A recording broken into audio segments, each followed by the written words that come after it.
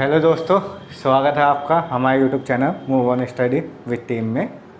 और सबसे पहले मैं आप सबका धन्यवाद करना चाहूँगा। आपकी मदद से हमारे 100+ सब्सक्राइबर हो गए हैं और आगे भी आपकी ऐसी हेल्प रही, आप ऐसी वीडियो शेयर करते रहे और लाइक कमेंट अच्छे तरीके से करते रहे तो हम 1000, 10,000 और इससे अपर भी चले जाएंगे। तो बहुत बहुत धन्यवाद और रिक्वेस्ट है और ज़्यादा शेयर कीजिए कि अभी आपने 4 डेज में हमें 100+ करवाया है। एक महीने में आप 1000 भी करवा सकते हैं, तो धन्यवाद। और जैसे कि मैंने पिछले 3 वीडियो में मैथ के क्लासेस दी है, आज हम संडे स्पेशल में आपको रीजनिंग की फर्स्ट क्लास देने वाले हैं, कैलेंडर। तो कैलेंडर जो है रीजनिंग का, जो फर्स्ट अगर 0 से समझा जाए तो वो ABCD लेटर से समझाता है, लेकिन यहाँ पे कैलेंडर में इसका कोई रोल नहीं होता। ABCD कोडिंग डिकोडिंग का कोई रोल नहीं होता है। आपका ये कैलेंडर मैथ के में भी आता है, मैथ के सिलेबस में भी और रीजनिंग के सिलेबस में भी। तो ज़्यादा टाइम ना गवाते हुए हम शुरू करते हैं।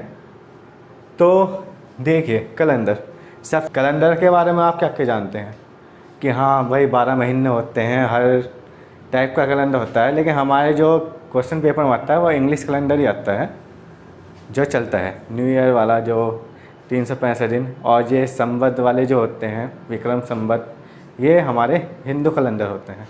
तो हमें उनसे मतलब नहीं है, हमें इंग्लिश कैलेंडर से मतलब है। तो इंग्लिश कैलेंडर हमारा 1 जनवरी से 31 दिसंबर तक चलता है, ठीक है। 12 मंथ होते हैं, 365 दिन होते हैं और आगे हम आपको समझाएंगे सब अच्छे तरीके से। तो सबसे पहले हम आपको बताते हैं लीप वर्स। अब देखो लीप वर्स होता क्या है, तो लीप वर्स के बारे में समझिए आप। अब लीप वर्स होता क्या है, देखिए लीप वर्स वो होता है, एक तो हमारा होता है 365 दिन का, ठीक है, ईयर, और एक होता है 366 दिन का। 366 दिन वाला कौन सा होता है, जिसमें हमारा एक दिन मतलब कि 29 फरवरी आता है, फरवरी का एक दिन फालतू, तो वह होता है हमारा लीप ईयर। हर ईयर में जैसे कि 2020 रहा, 20 में हमारी 29 फरवरी आई थी, तो वह लीप ईयर होगा। आप नोट कीजिएगा, हर वो वर्ष जो 4 से पूर्णतः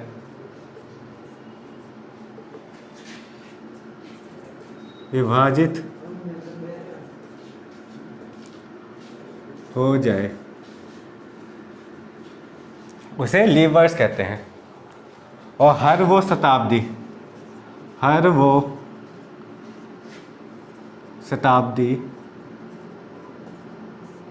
जो 400 से पूर्णतः विभाजित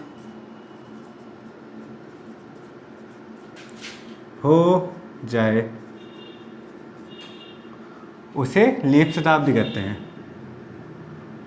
उसे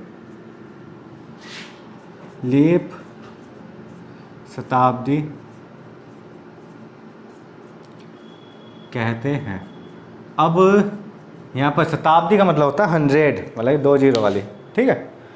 तो हर वो वर्ष जो 4 से पूर्णतः विभाजित हो जाए उसे लीप वर्ष कहते हैं, और हर वो शताब्दी जो 400 पूर्णतः विभाजित हो जाए उसे लीप शताब्दी कहते हैं। अब जैसे कि आपसे कोई पूछने लगा कि भाई 2020 में आपका 29 फरवरी आया था, तो अब कौन से ईयर में 29 फरवरी आएगा, तो भाई 2020 में हमारा क्या आया था, 29 फरवरी आया था, लीप वर्ष था। तो अब हम 4 का अगर इसमें 4 जोड़ देते हैं, ठीक है, तो ये हो जाए 2024। तो हमारा जो अगला लीप वर्ष आएगा वो कब आएगा, 2024 में आएगा। या क्वेश्चन पूछा जाता है कई बार एग्जाम में, हमें 4 ऑप्शन दे देगा, 1997, 1998, 1996 और 1993 पूछेगा। इन सब वर्षों में लीप वर्ष कौन सा है, 4 ऑप्शन दे देगा और पूछेगा इन दिए गए वर्षों में से लीप वर्ष कौन सा है। तो देखो हम सबको तो 4 से डिवाइड नहीं करने के। 4 का रूल्स मैं मैथ की क्लास में आपको बताऊंगा कि 2 का रूल्स क्या होता है डिवाइड का, 4 का क्या होता है, 3 का क्या होता है। तो लास्ट की 2 डिजिट देखेंगे, अगर लास्ट की 2 डिजिट 4 से कट रही है तो वो क्या होगा, लीव वर्ड्स होगा। हमारा 96 पूरा पूरा कट जाएगा, तो यह है लीव वर्ड्स है। कई बार एग्जाम में पूछा गया है, इसलिए आपको बता दिया गया।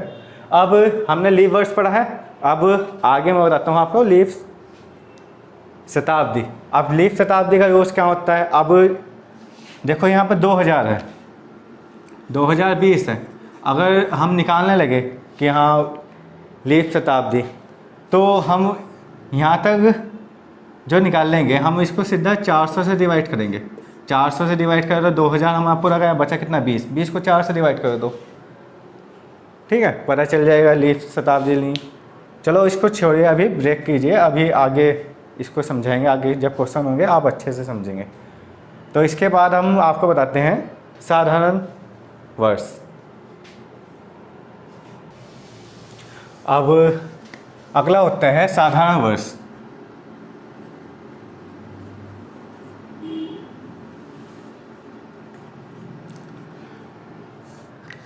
तो हर 365 दिन का जो साल होता है वही हमारा साधारण वर्ष होता है। और भाषा के अगर रूप में कहा जाए तो हर वो वर्ष जो 4 से पूर्णतः विभाजित ना हो उसे साधारण वर्ष कहते हैं। ठीक है। ये एक क्वेश्चन हर बार पूछा गया है कि 100 वर्षों में कितने लीव वर्ष होते हैं। तो ये याद रखना आप, 100 वर्षों में अगर हम 100 को 4 से डिवाइड करने लगे, ठीक है, निकालना है तरीका, 100 को 4 से डिवाइड करने लगे, लीव वर्ष अगर निकालने हैं तो 25 आएगा। लेकिन आप ये हमेशा याद रखना कि लीव वर्ष 24 होते हैं, 100 वर्षों में 24 होते हैं। ये मैं आगे आपको क्वेश्चन करवाऊंगा तो इसमें पूरा मेथड बताऊंगा कैसे निकालते हैं लीव वर्ष, ठीक है। तो अगला जो हम समझेंगे आपको विषम दिन बता रहे हैं। विषम दिन,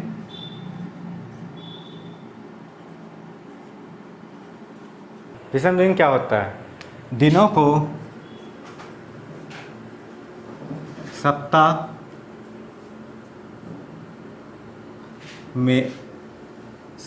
में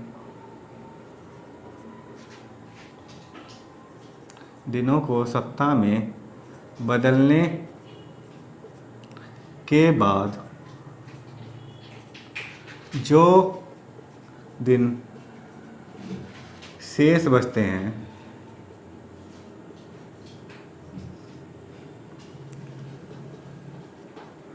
उसे हम विषम दिन कहते हैं।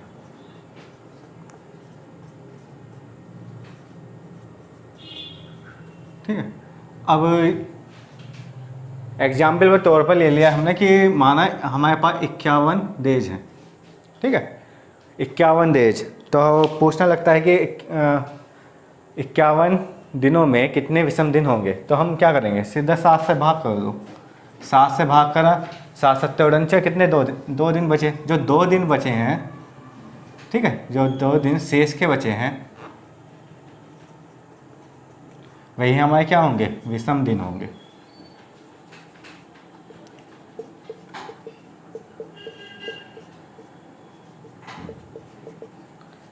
ठीक है। 51 को 7 से भाग करने बाद, मतलब सप्ताह में चेंज करने बाद जो दिन शेष बचे हैं वह विषम दिन होंगे। रविवार है, आज रविवार है, तो सप्ताह का कौन सा दिन, सप्ताह का कौन सा दिन, 7 दिन 100 दिन बाद होगा।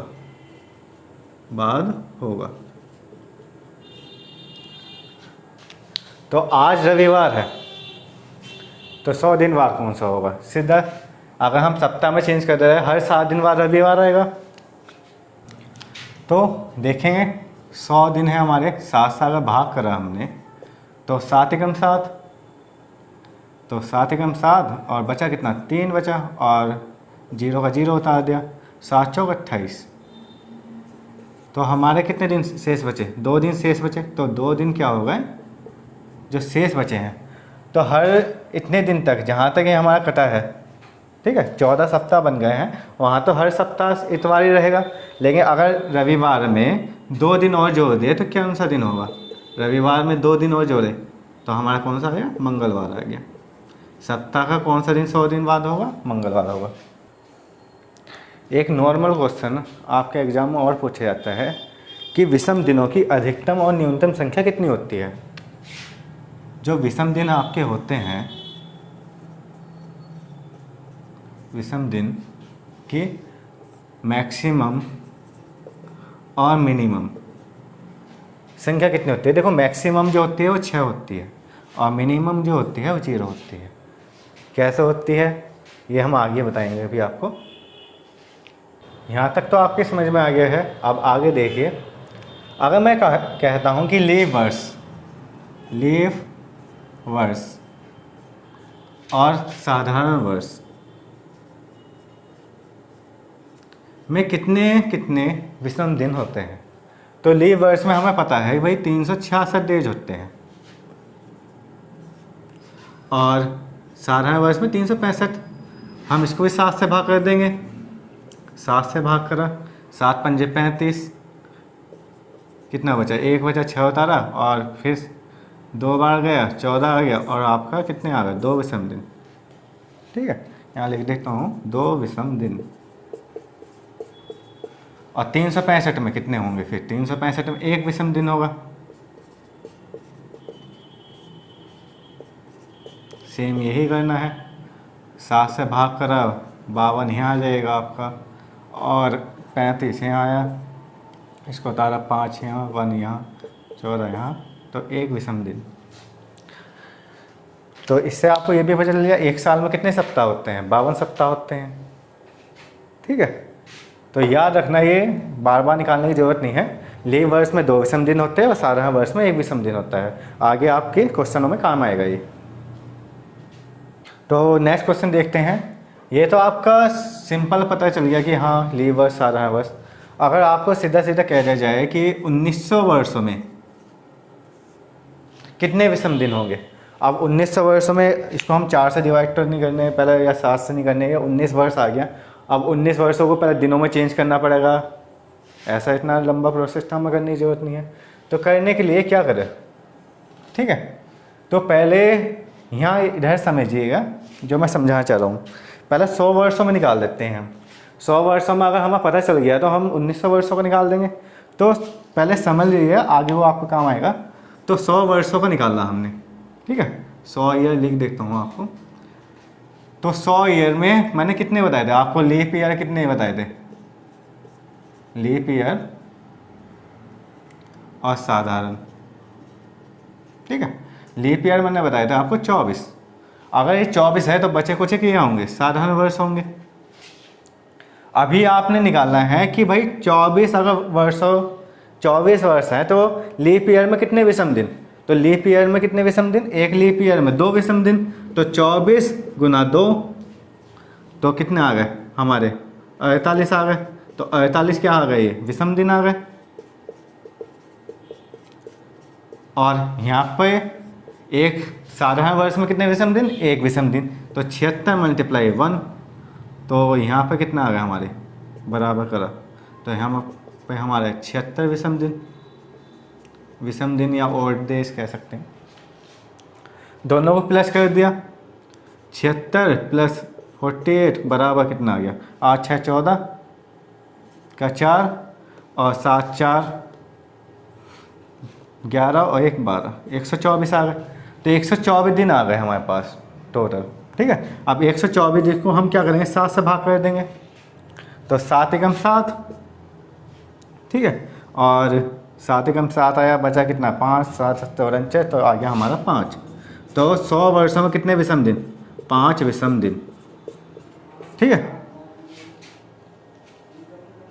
ये आप और नोट कर लीजिए ना, 100 वर्षों में 5 विषम दिन होते हैं। 200 में 3 होते हैं और 300 में 1 विषम दिन होता है और 400 में आपका 0 विषम दिन होते हैं। क्वेश्चन था हमारा कि 1900 वर्षों में कितने विषम दिन। अब यहाँ पे हमने निकाला 100 में कितने थे 5, 200 में 3 और आपका 300 में 1 और 400 में 0। अब ये बताइए अगर इसको हम 2 भागों में डिवाइड कर दें, एक तो 1600 में तोड़ दिया, यहाँ पे इसको 300 में तोड़ दिया, तो 1600 में कितने विषम दिन 0 और 300 में कितना था 1, तो आंसर हमारा आ गया 1 विषम दिन। बताओ काम आया। देखिए अभी आपको मैंने क्वेश्चन में बताया था कि विषम दिनों की अधिकतम न्यूनतम संख्या कितनी होती है, तो मैंने बताया आपको अधिकतम संख्या 6 होती है और न्यूनतम संख्या 0 होती है। वो कैसे होती है, जैसे 7 दिन का सप्ताह होता है, 7 से डिवाइड करिए तो 0 शेष बचा, इस तरीके से। तो कुछ कोड याद रखने हैं आपको, जैसे रविवार को हम कह देते हैं 0, ठीक है, क्योंकि अगर 7 से भाग करेंगे तो 0 शेष बचेगा, तो 0। और फिर सोमवार को कह देते हैं 1, मंगलवार को 2, अगर 2 से जाता है 2, बुधवार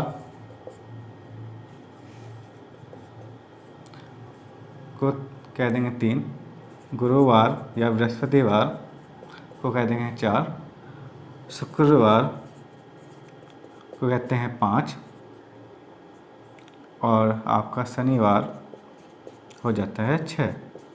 तो अधिकतम न्यूनतम संख्या कितनी होती है, यहाँ समझ में आ गया। तो एक क्वेश्चन है, हमारा जिस वर्ष हमारा देश आज़ाद होया है उस वर्ष का आखिरी दिन क्या था। अब किस वर्ष आज़ाद होया है, 1947 में आज़ाद होया हमारा देश। तो अब निकालने के लिए क्या करेंगे, हमें विषम दिन निकालने होंगे। तो विषम दिन निकालने के लिए क्या करेंगे, दिनों की संख्या पता होनी चाहिए। अब 1947 जैसा हमने 1900 का निकाला ऐसे 1947 का निकाल देंगे। तो 1947 का निकालने के लिए हम 19 को एक साइड में रख दिया, 1900 को हमने तोड़ा तो 16 से 1 हो गया हमारा और 301 हो गया। 1600 में कितने विषम दिन 0 और 300 में 1 विषम दिन। अब बचा हमारा 47 वाला पोर्शन आप समझ लीजिए। 47 वर्षों में पहले हम लीव वर्ष निकाल रहे हैं। लीव वर्ष निकालने के लिए मैंने क्या कहा था, 4 से डिवाइड करते हैं। अगर हमने 47 को 4 से डिवाइड करा तो 44 कितनी बार गया, 11 बार गया, ठीक है। तो लीव और जी साधारण, तो लीव वर्ष कितना आ गया 11 आ गया और साधारण वर्ष जो बचे वे आ गए। 47 में घटाया 36। अब एक लीव वर्ष में कितने विषम दिन, 2 विषम दिन बताए हैं आपको। अगर 2 विषम दिन बताए हैं तो यहाँ पर 2 से मल्टीप्लाई 11 मल्टीप्लाई 2 और साधारण वर्ष में 1 होता है तो 36 मल्टीप्लाई 1, ये आपका हो गया 22 और ये आपका हो गया है 36। सबको जोड़ लो, जितने विषम दिन आए सबको ऐड कर दो। तो सबको ऐड करा तो ये हो गया 36 + 22 + 1 59 आ गया। तो 59 विषम दिन आ गए हैं। अब 59 विषम दिनों में क्या करना है, 59 विषम दिनों में आपको 7 से डिवाइड करना है, सप्ताह में चेंज करना है। जो शेष बचेगा वो आपका वो हो जाएगा दिन। अब हमने 7 से डिवाइड करा, 60 × 8 = 56 और 56 आया आपका। तो कितने बचे, 3 विषम दिन होते हैं। जो 3 जो कोड आया है आपका, तो 3 किसका है, बुधवार का है। तो आपका आंसर क्या हो गया, बुधवार। उस ईयर का जो 1947 का जिस वर्ष देश आज़ाद होया उस वर्ष का आखिरी दिन क्या है, बुधवार है। 2 क्वेश्चन और पूछे जाते हैं आपके एग्जाम में। एक तो पूछा जाता है शताब्दी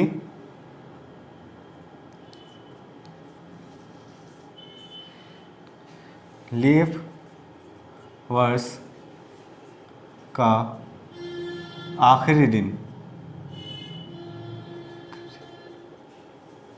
क्या होगा, क्या होगा। और एक क्वेश्चन पूछा जाता है, ये तो शताब्दी लीप वर्ष हो गया, एक पूछा जाता है शताब्दी वर्ष का आखिरी दिन क्या होगा।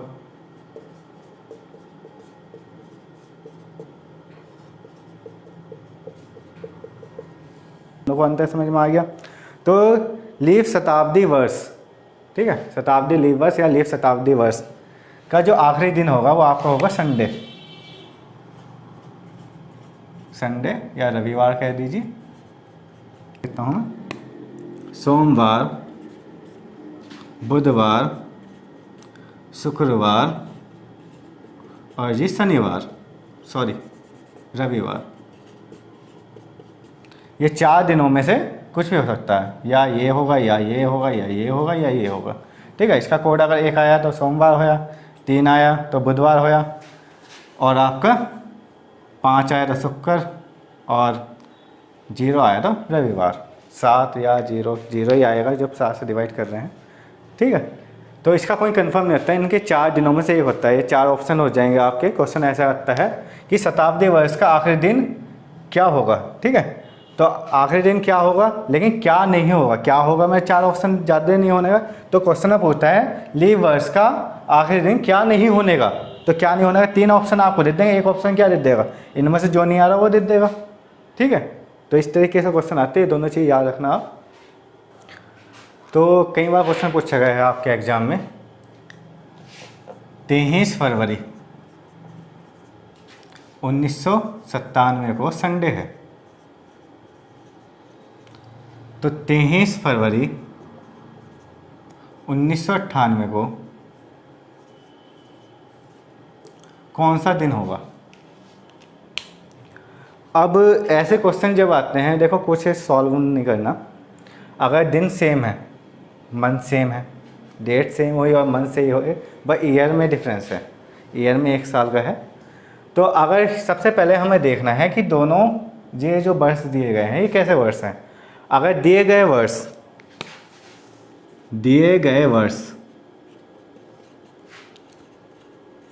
साधारण वर्ष है, दिए गए दोनों वर्ष साधारण वर्ष है, तो एक दिन बढ़ा के लिखते हैं। तो एक दिन बढ़ाकर लिखते हैं। बढ़ाने का मतलब क्या हुआ, अगर संडे है तो क्या होगा, मंडे आंसर हो जाएगा। ठीक है, जैसे कि आपने अभी निकाला था कि एक साधारण वर्ष में कितने विषम दिन, 1 विषम दिन, तो एक दिन बढ़ा कर लिख दिया तो मंडे आंसर हो गया। नेक्स्ट क्वेश्चन देखते हैं। 15 अगस्त 1947 को क्या है आपका, फ्राइडे है। तो क्वेश्चन पूछ लेगा 15 अगस्त 1948 को कौन सा दिन होगा। अब हमने क्या देखा, हमने देखा भाई पहला वर्ष साधारण वर्ष है, लेकिन दूसरा वर्ष लीप वर्ष है। तो लीप वर्ष होने पर एक चीज़ का जो ध्यान देना है, लीप वर्ष है तो, लेकिन लीप वर्ष में फरवरी का महीना आ रहा है नहीं आ रहा है, क्योंकि फरवरी के महीने में तो एक दिन फालतू होता है। तो फरवरी का महीना आ रहा है, हमने देखा हाँ अगस्त, फरवरी का महीना गुजर गया। तो आपको पता ही है कि एक दिन तो इसका हो गया, एक दिन इसका हो गया, तो हम क्या लिखेंगे, यदि दिए गए वर्ष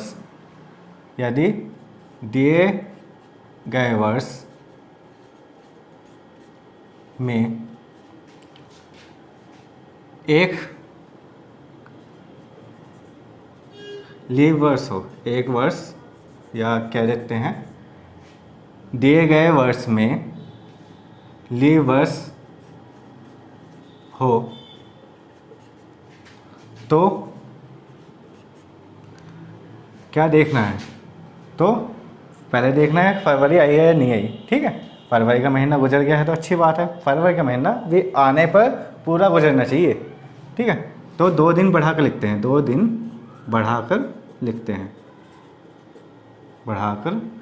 हैं। अब 2 दिन बढ़ाने का मतलब हमने सीखा था कि हाँ लीप वर्ष में कितने विषम दिन, 2 विषम दिन। तो फ्राइडे है, 2 दिन बढ़ाए तो शनिवार और संडे, तो आंसर क्या हो गया हमारा, संडे। ठीक है,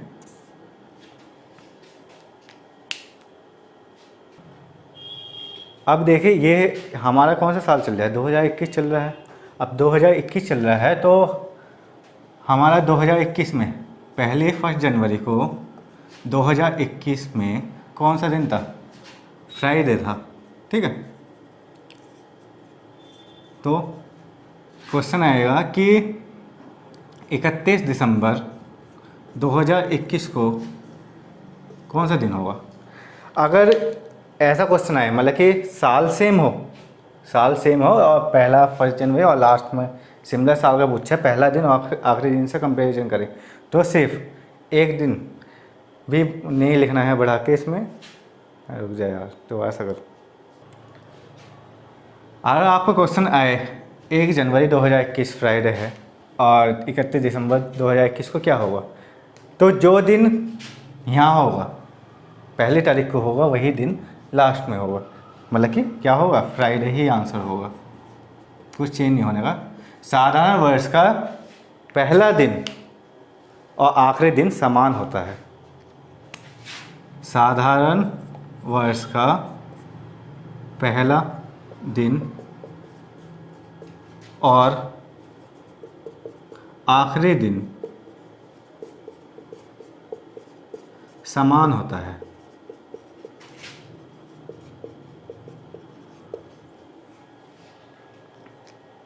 लिख लीजिए।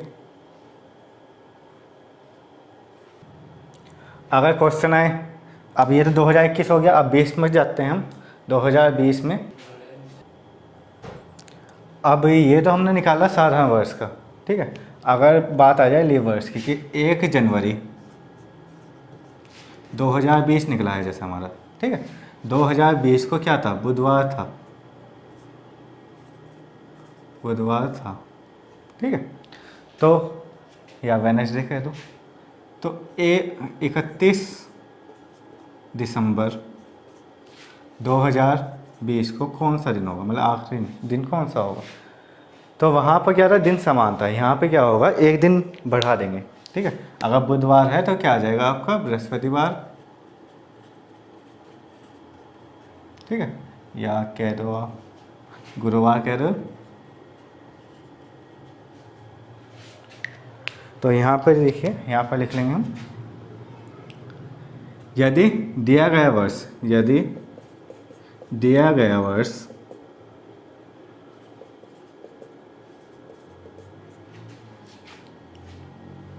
लीव वर्ष है तो उसका पहला दिन और आखिरी दिन में एक का अंतर होगा, या कह सकते हैं हम कि एक दिन बढ़ा के लिखेंगे, ठीक है, या एक दिन बढ़ाकर